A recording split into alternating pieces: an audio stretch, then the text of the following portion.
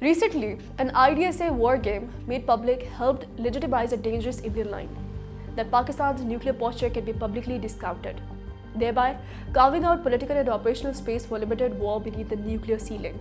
That narrative treats Pakistan's past restraint as weakness and normalizes calibrated, high-visibility strikes as a viable strategy to impose costs without strategic retaliation. India's intent is clear. Normalize surgical perception-driven operations that yield domestic political capital while constraining escalation politics. By framing shallow kinetic blows as manageable, New Delhi seeks to lower the political price of repeatedly testing Pakistan's thresholds, turning limited strikes into a strategic tool rather than tactical incidents. Operation Sindoor and related crises have already shown how such operations are presented as restrained yet consequential, precisely the template and escalation-prone leadership wants to institutionalize. Pakistan's strategic response must be structured, not theatrical. Nuclear boundary management with conventional depth does that by fusing two complementary lines. First, the explicit nuclear boundary management. Public, narrowly worded red lines, institutional crisis channels, and transparent decision rules that remove ambiguity about what constitutes existential provocation. And second, the conventional depth.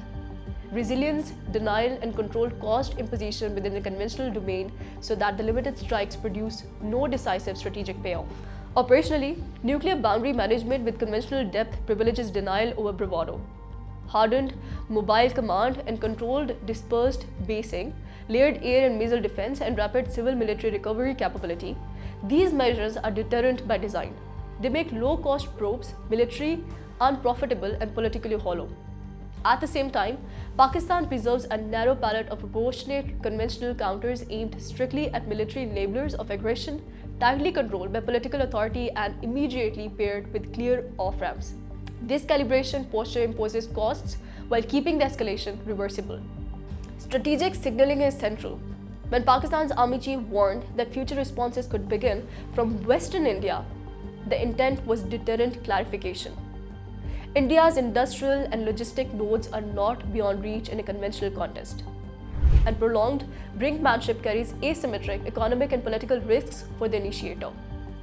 Public forensic transparency after incidents, radar tracks, independent corroboration, credible public briefings will blunt adversary perception and campaigns and inoculate domestic and international audiences against manufactured narratives. Finally, nuclear boundary management with conventional depth embeds rapid internationalization. Factual engagement with major powers and multilateral fora raises the reputational and economic cost of reckless adventurism, shrinking the adversary's political maneuver space.